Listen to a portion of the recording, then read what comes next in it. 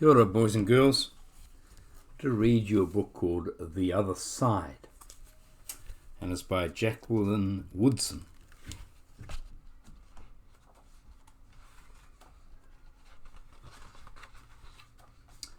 That summer, the fence that stretched through our town, here it is along here, seemed bigger. We lived in the yellow house. On one side of it, white people lived on the other. And Mama said, "Don't climb over that fence when you play." She said it wasn't safe. This is in America. That summer there was a girl who wore a pink sweater.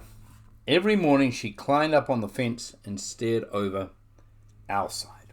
And sometimes I stared back. She never sat on the fence with anybody, that girl didn't.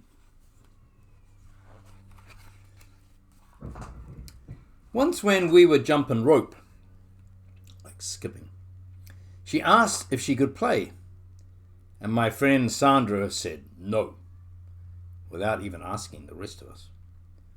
I don't know what I would have said. Maybe yes, maybe no.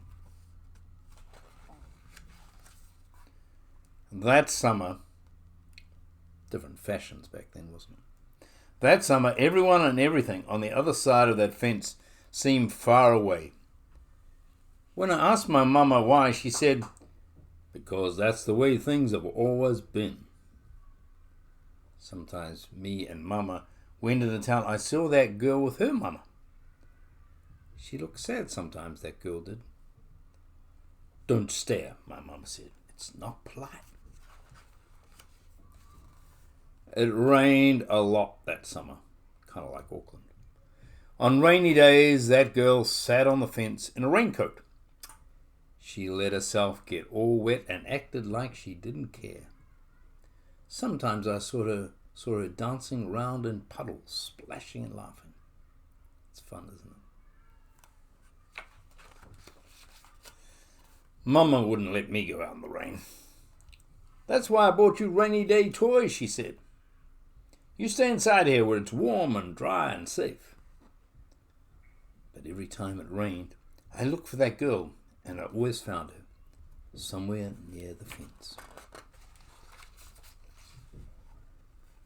Someplace in the middle of summer, the rain stopped. When I walked outside, the grass was damp and the sun was already high in the sky. And I stood there with my hands in the air. I felt brave that day. I felt free. That's a good feeling too. I got close to the fence and that girl asked me my name. "Clover," I said. "My name's Annie," she said. "Annie Paul. I live over yonder. By where you see the laundry, that's my blouse hanging on the line." She smiled. She had a pretty smile.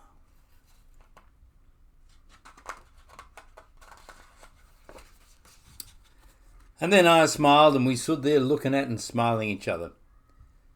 "It's nice up on this fence," Annie said. "You can see all over." I ran my hand along the fence. I reached up and touched the top of it. "A fence like this is made for sitting on," said Annie, and she looked at me sideways. "My mama says I shouldn't go on the other side," I said. "My mama says the same thing," said Annie, "but she never said nothing about sitting on it." "Neither did mine," I said.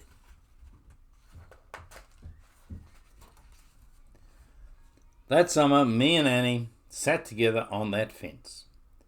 And when Sandra and them looked at me funny, I just made believe I didn't care. Some mornings my mama watched us. I waited for her to tell me to get down from that fence before I break or something, but she never did. "I see you made a new friend," she said one morning. I nodded and Mama smiled. That summer, me and Annie sat on that fence and watched the whole wide world around us.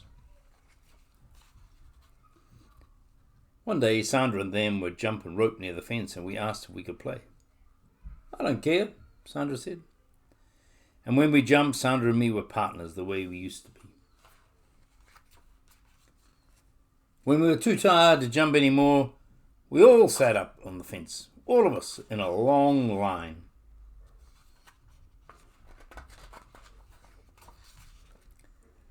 Someday someone's going to come along and knock this old fence down. And he said, yeah, I nodded. Yeah, someday.